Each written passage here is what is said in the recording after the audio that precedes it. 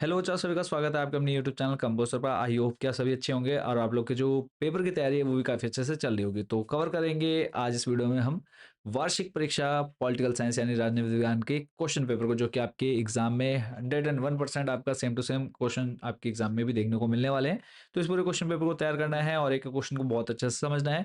Video के last में मैं आपको बताऊंगा इस पूरे पेपर का सॉल्यूशन प्लस इंपॉर्टेंट क्वेश्चन आपको कैसे मिल सकते हैं। तो वीडियो के लास्ट तक बने रहना है और चैनल को जरूर सब्सक्राइब कर लीजिएगा।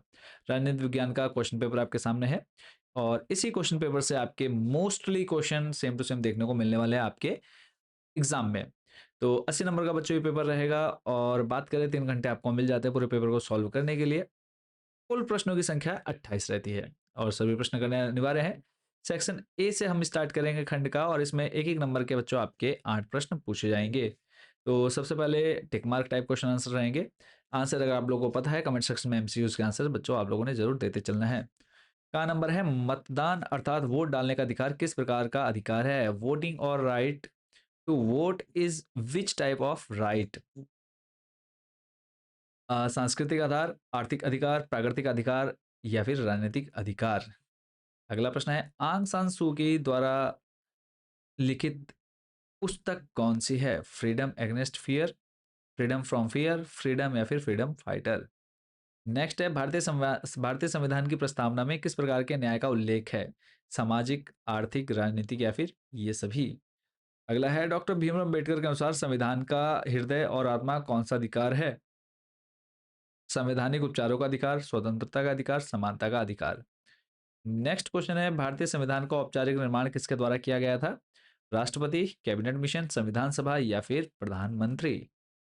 अगला प्रश्न है संविधान सभा के स्थायी अध्यक्ष कौन थे? पंडित जवाहरलाल नेहरू, डॉक्टर राजेंद्र प्रसाद, डॉक्टर भीमराव अम्बेडकर या फिर इनमें से कोई नहीं? नेक्स्ट है अभिकथन और कारण से संबंधित प्रश्न है और इसमें देखो पहला है भारतीय संविधान सभा ने अन्य देशों के संविधानों का अध्ययन किया। सही बात है। फिर है भारतीय संविधान के कई प्रावधान अन्य देशों से प्रेरित हैं। तो ये भी सही है। तो यहाँ पे देखो ऑप्शन आपको दे रखे हैं ए और बी करके। ए तथा आर दोनों सही तथा आर ए की सही व्याख्या करता है। ए और आर दोनों सही है पर आर जो है ए की सही व्याख्या नहीं करता है। या फिर इसके अलावा ए सही आर गलत या फिर ए गलत आर सही। 4 ऑप्शन मिलेंगे, चारों में से जो भी आपको ठीक लगेगा आपने आंसर में करना है। नेक्स्ट है भारत का प्रथम नागरिक कौन होता है? प्रधानमंत्री, राष्ट्रपति, मुख्य न्यायाधीश या फिर राज्यपाल? तो जो भी आंसर आपको पता थे कमेंट सेक्शन में आप लोगों ने होप कि बताना है। नेक्स्ट है सेक्शन बी खंड खाया है, इसमें एक एक नंबर के 8 प्रश्न रहेंगे। पहला प्रश्न है नेटिजन किसे कहते हैं? Who are called netizens. अगला है अवशिष्ट सूची पर कानून बनाने का अधिकार किसे है? Who has the power to legislate on the registry list? अगला है सरकार के कितने अंग होते हैं? How many organs of government are there? राष्ट्रपति को हटाने की प्रक्रिया क्या कहलाती है? What is the process of removal of the president called? अगला है निर्वाचन आयोग का अध्यक्ष कौन होता है? Who is the head of the election commission?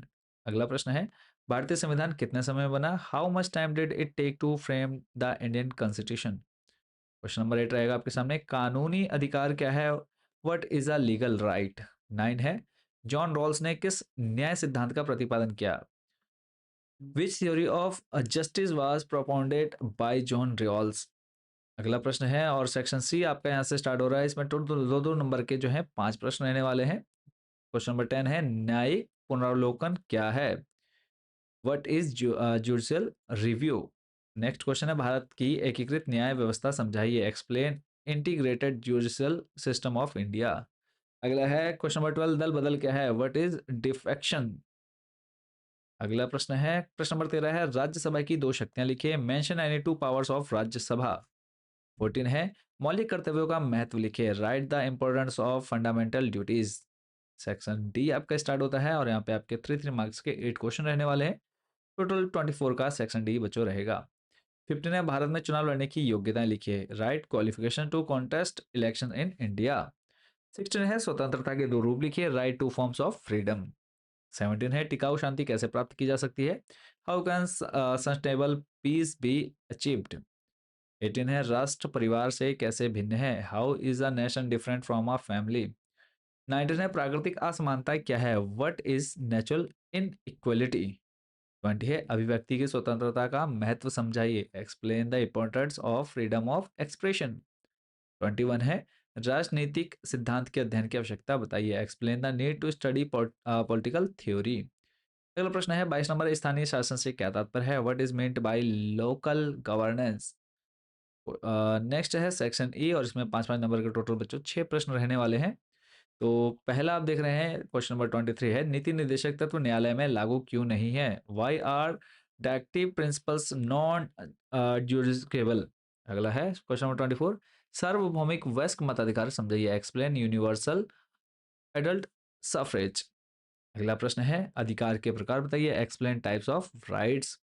Question number 26 है भारतीय निर्वाचन आयोग के कार्य एवं शक्तियां लिखिए। Explain function and powers of election commission of India. इसी के अथवा में आपको क्वेश्चन दिया है संघवाद की परिभाषा व विशेषता लिखिए। Define federalism and its feature. Next है नागरिकता क्या है। What is citizenship. इसके प्रमुख पक्ष बताइए। Explain it's main aspects. इसी के अथवा में क्वेश्चन है भारतीय धर्मनिरपेक्षता की विशेषताएं लिखिए। Explain features of Indian secularism. और लास्ट जो क्वेश्चन है आपका केस स्टडी से रिलेटेड रहेगा। इसमें आपको जो है एक पैराग्राफ दिया जाएगा गद्यांश, इसको पढ़ना है और इसको पढ़ करके जो इससे रिलेटेड बच्चों आपसे क्वेश्चन पूछे जाएंगे उनके आंसर्स आपने देने हैं। तो पहले आप देख रहे हैं प्राकृतिक असमानताओं और समाज जनित असमानताओं में अंतर स्पष्ट कीजिए। 2 नंबर का रहेगा। फिर है प्राकृतिक असमानताएं किसका परिणाम होती हैं।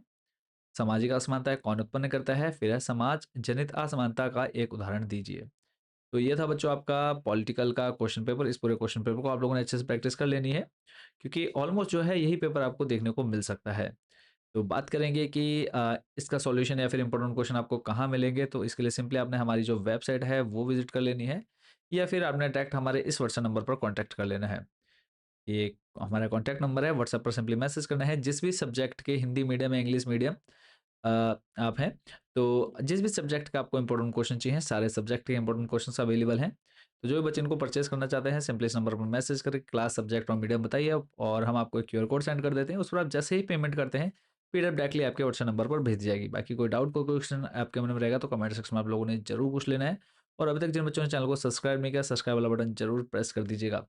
बाकी आप सभी को ऑल द बेस्ट आपके ईयरली एग्जाम के लिए। मिलते हैं नेक्स्ट वीडियो में। Thank you so much for watching this video. और एक चीज़ और कि जो भी बच्चे प्रीवियस ईयर के क्वेश्चन पेपर डाउनलोड करना चाहते हैं पीवाईक्यू, तो आप लोग के लिए पीवाईक्यू क्वेश्चन भी अवेलेबल है। तो इसके लिए सिंपली आपने गूगल पे जाकर सर्च कर लेना है कंपोजर होम करके, या फिर composer.com, और आपके सामने देखो yearly paper 9th to 12th का ऑप्शन मिल जाएगा। इसमें आप लोग अपने क्लास चूज करेंगे, और जिस भी सब्जेक्ट के आपको प्रीवियस ईयर के क्वेश्चन पेपर बच्चों देखने हैं या डाउनलोड करने हैं, तो यहाँ पे आपको सारे जो है प्रीवियस ईयर के क्वेश्चन पेपर देखने को मिल जाते हैं। तो इन सभी क्वेश्चंस को आप लोगों ने अच्छे से बच्चों लगाना है, और प्रैक्टिस भी कर लेनी है अगर आपको एग्जाम में बहुत अच्छा स्कोर करना है। मिलते हैं नेक्स्ट वीडियो में।